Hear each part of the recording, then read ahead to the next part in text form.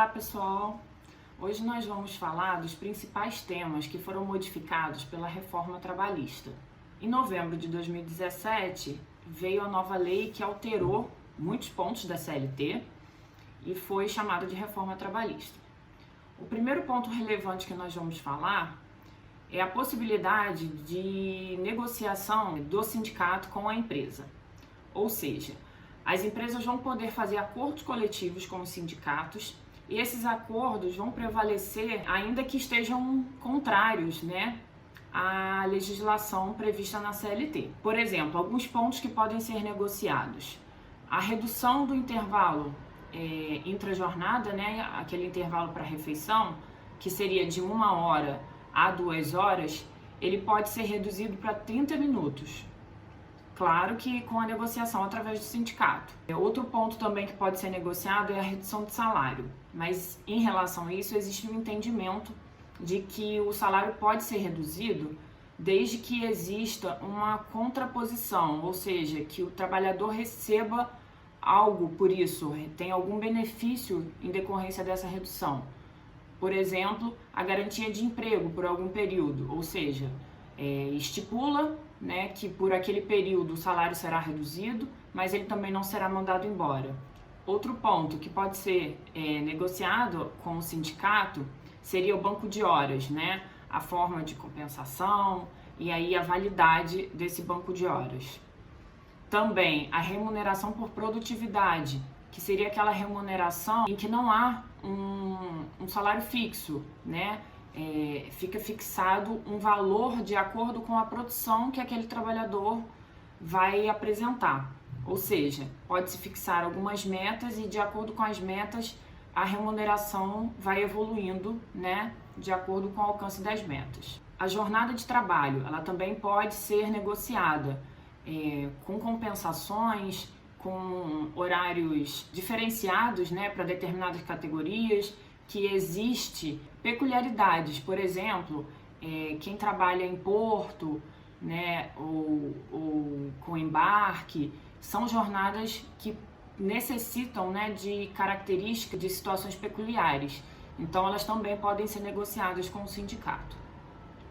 Pontos que não podem ser negociados seriam as questões de medicina e segurança do trabalho, que aí, diante da necessidade de preservação da segurança do trabalhador e da saúde do trabalhador, esses pontos não são flexíveis. E claro, os direitos constitucionais também não são flexibilizados. Todas as garantias constitucionais devem ser preservadas. Agora, em relação à jornada e ao horário de trabalho.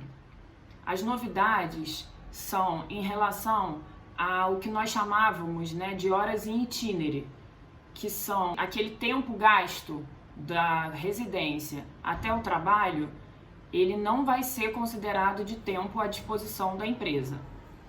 Ou seja, ainda que o transporte seja fornecido pela empresa, esse tempo não é de tempo à disposição, não é considerado tempo de trabalho, não é um tempo à disposição do empregador. Então não vai haver remuneração por esse tempo. A questão dos acordos para compensação de jornada, eles podem ser feitos agora de forma individual com cada trabalhador.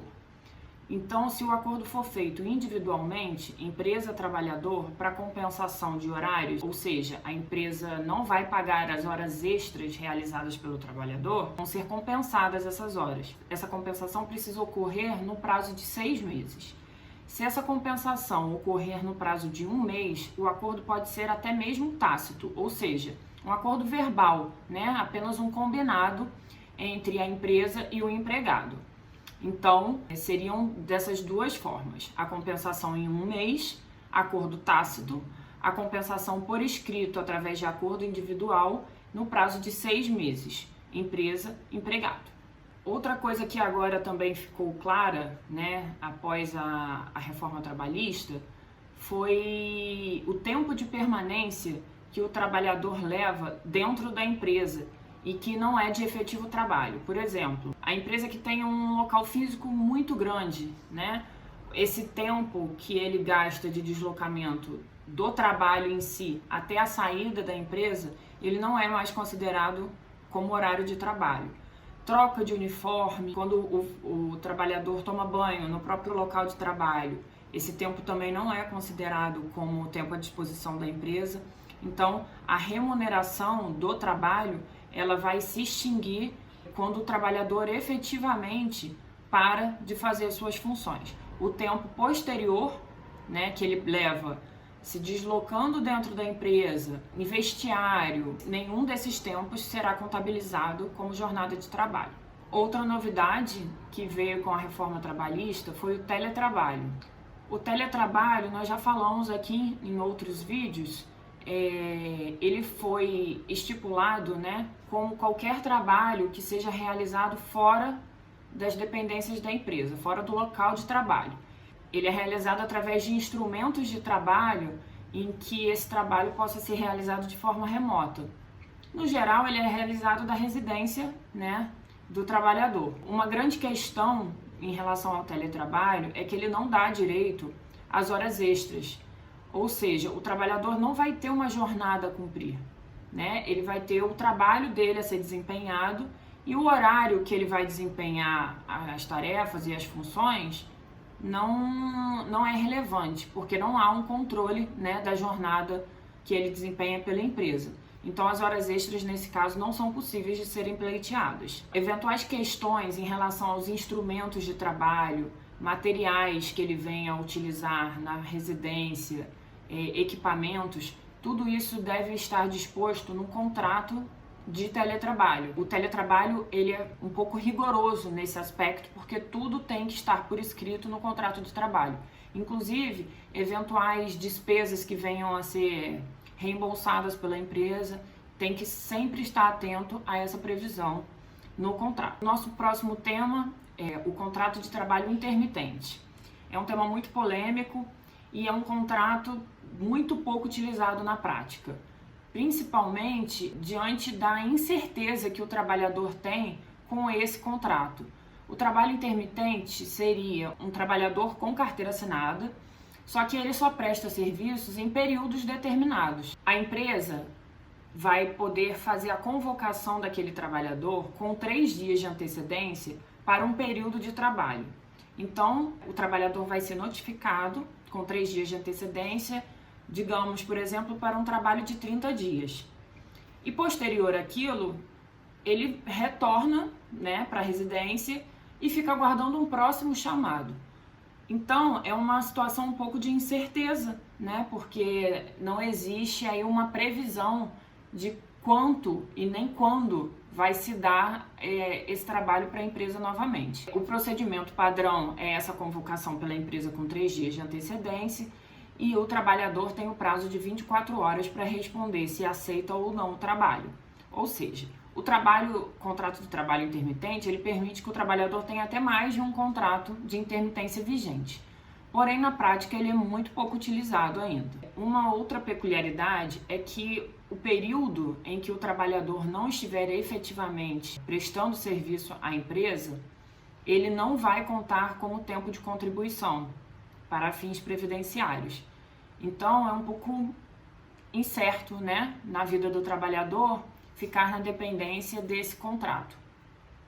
Os demais direitos em relação a recolhimento de FGTS, INSS, férias anuais, eles estão preservados e vão ser pagos de acordo com o tempo, né, de efetivo serviço prestado para a empresa. As férias anuais são outra novidade que vieram com a reforma.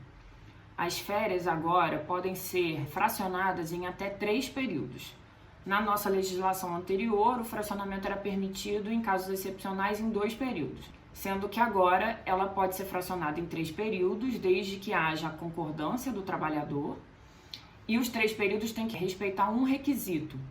Um dos períodos não pode ser inferior a 14 dias e o outro período não pode ser inferior a 5 dias.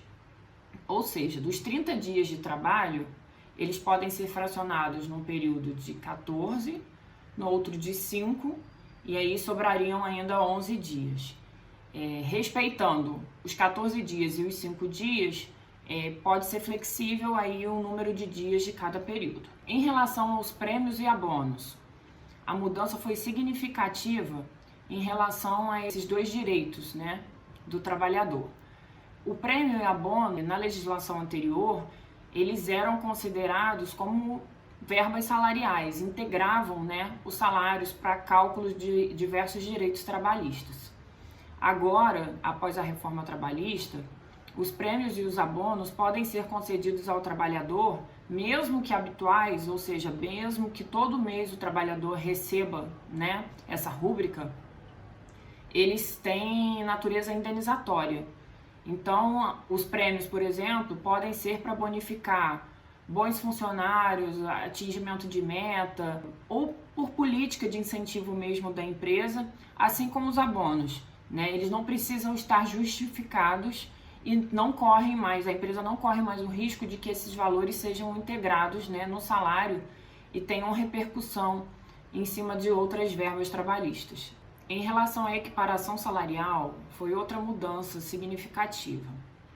Não pode haver diferença na remuneração de dois trabalhadores que tenham a mesma função, a mesma qualidade e desempenho e que estejam também na mesma localidade da empresa. Ou seja, funções idênticas, mesma produtividade, mesma qualidade, eles devem ser remunerados de forma igual. O que ocorre pode haver uma distinção dentro da mesma função se o trabalhador for 4 anos mais antigo na empresa do que o outro trabalhador. Anteriormente, na legislação, essa diferença era de 2 anos. Então, agora, se houver uma distinção de salário entre 2 trabalhadores, ela pode ser justificada se um for 4 anos mais antigo que o outro na empresa, dentro da mesma empresa, claro. Outro ponto é o trabalho das gestantes e lactantes em local insalubre.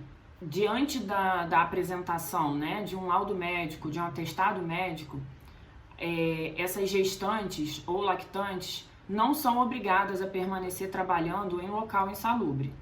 A empresa ficou obrigada a fazer a transferência dessa trabalhadora para um setor que não tenha agentes insalubres, que possam, né, prejudicar a sua saúde e a do bebê. Se não for possível essa transferência da empregada para um setor ou um outro local de trabalho que não tem agentes insalubres, então ela será afastada através da licença maternidade.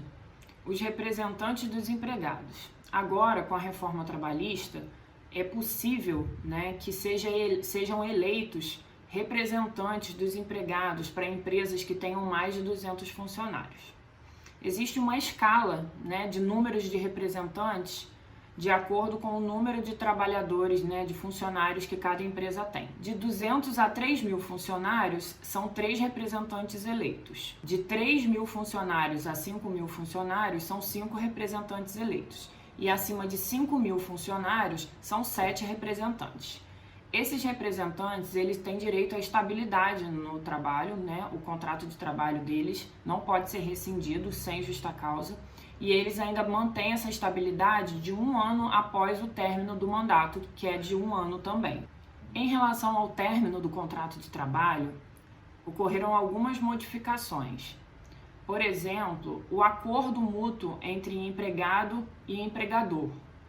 Quando houver uma solicitação do empregado e uma concordância da empresa quanto à rescisão do contrato, ele pode ser rescindido de forma mútua. Nesse caso do acordo mútuo, o trabalhador vai receber o aviso prévio e a multa de 40% reduzida pela metade, vai ter direito a sacar 80% do FGTS e perde, né, o direito ao seguro-desemprego. Em relação à extinção do contrato de trabalho, não é mais obrigatória a homologação no sindicato, como ocorria com trabalhadores com mais de 1 ano de contrato. Então fica extinta essa obrigação. As rescisões podem ser feitas na própria sede da empresa ou nos escritórios de contadores, né, no local que for mais conveniente para as partes. Outro ponto também em relação ao contrato é o pagamento das verbas rescisórias, que agora existe um prazo único, sendo o aviso prévio trabalhado ou o aviso prévio indenizado, as verbas rescisórias têm que ser pagas com um prazo de 10 dias. O saque do FGTS e a habilitação do seguro-desemprego foram simplificadas. Agora eles podem ocorrer com a simples baixa na carteira de trabalho, o que facilita, né, a vida do trabalhador para ele que possa sacar esses valores. Outro ponto foi a dispensa coletiva, chamada de dispensa em massa. Ela pode ocorrer mesmo que não tenha interveniência do sindicato. Então, se a empresa vai fazer a dispensa de um trabalhador, 10 ou 50 ou 100 trabalhadores, não há mais a necessidade de uma negociação, de uma interveniência com o sindicato. Essas dispensas podem ser feitas. Uma outra questão seria a possibilidade de quitação anual dos direitos trabalhistas. Essa quitação se dá na vigência do contrato de trabalho. A cada fim de ano, a empresa pode convocar o trabalhador com a assistência do sindicato para que ele verifique se todos os direitos dele foram cumpridos e, estando de acordo, ele assine um termo dando quitação de todos os direitos relativos àquele ano que passou. Então, isso pode, né, possibilitar com que os processos trabalhistas sejam reduzidos, porque eventuais diferenças ou discordâncias podem ser resolvidas ainda no curso do contrato de trabalho. Uma inovação é a vinda de possibilidades de negociações, que são a arbitragem ou a negociação direta, né, entre o empregado e a empresa. Isso vai poder ocorrer com trabalhadores que recebam 2 vezes o piso da Previdência. Isso dá em torno de R$11 mil, né, aproximadamente, e que tenham nível superior de ensino. Esse trabalhador que tenha nível universitário, ele vai ter autonomia para negociar os seus próprios direitos, inclusive abrir mão de eventual direito, né, numa negociação que tenha alguma vantagem, né, diante da situação com a própria empresa. Então, esse trabalhador pode ter essa negociação direta com a empresa. Um outro ponto também é a possibilidade de homologação de acordos extrajudiciais. Esses acordos serão feitos entre o empregado e a empresa e serão apenas levados à justiça para homologação. Ou seja, não é necessário todo um procedimento, né, do processo judicial. Vai haver apenas a homologação dos termos que são imediatamente apresentados, né, à Justiça do Trabalho, e o juiz apenas vai ser um homologador desse ato. A contribuição sindical passou a ser opcional. Aquele desconto que era efetuado de um dia de trabalho anualmente de cada trabalhador, ele passou a ser apenas possível quando o trabalhador autoriza expressamente, né, por escrito, de que esse valor seja pago como contribuição sindical, né, para o sindicato da categoria. Então, esse tema foi discutido por muito tempo. Os sindicatos acabaram ficando sem um meio, né, de sobrevivência, um meio de angariar fundos, né, para suprir as despesas de manutenção dos sindicatos. E os sindicatos tentaram por diversas formas, né, subterfúgios, emissão de boletos e outras formas, né, notificando as empresas para que efetuassem os descontos, mas esse desconto somente será válido mediante autorização expressa do trabalhador. Ou seja, se o trabalhador não quiser efetuar o pagamento dessa contribuição sindical, ele não é mais obrigatório. A terceirização é um ponto que já foi muito debatido também. Ela passou a ser possível para as atividades fins da empresa. No entanto, existem alguns critérios que precisam ser observados. Por exemplo, se um trabalhador for dispensado e a empresa quiser realizar a recontratação dele, ela deve respeitar aí um prazo que se chama de quarentena de 18 meses. Então, esse trabalhador, como pessoa física ou ainda que ele constitua uma pessoa jurídica, ele só pode ser contratado novamente pela empresa após 18 meses. Existem também alguns outros pontos, né, que devem ser observados como os requisitos para a caracterização do vínculo de emprego. Então, a terceirização ela realmente precisa ser aplicada com um pouco de cautela, pois não são todos os casos que ela pode ser utilizada. Um ponto que sempre foi uma reivindicação dos advogados trabalhistas é o direito ao recebimento dos honorários sucumbenciais. Agora, na Justiça do Trabalho, existe a condenação em honorários sucumbenciais que vão variar no percentual de 5% a 15%, né, do valor do pedido. Ou seja, fica a critério do juiz fazer essa análise, né, do desempenho, da atuação do advogado em termos de dificuldade do caso e fixar esse percentual entre 5% e 15% para que honorários de sucumbência sejam devidos no processo. E o último ponto que é considerado relevante seria a questão da fixação dos danos morais. Os danos morais agora, eles são fixados através de um patamar. Esse patamar vai ser indexado com o salário do trabalhador. Pode ser um dano leve, um dano médio, um dano grave ou um dano gravíssimo. E aí seriam 3 vezes o salário do trabalhador, 5 vezes o salário do trabalhador, 20 vezes o salário do trabalhador ou até o limite de 50 vezes o salário do trabalhador. Ou seja, esse seria o teto máximo, né, para dano moral dentro da Justiça do Trabalho. Eu espero que eu tenha ajudado aí, colaborado um pouco para elucidar eventuais dúvidas. Um abraço.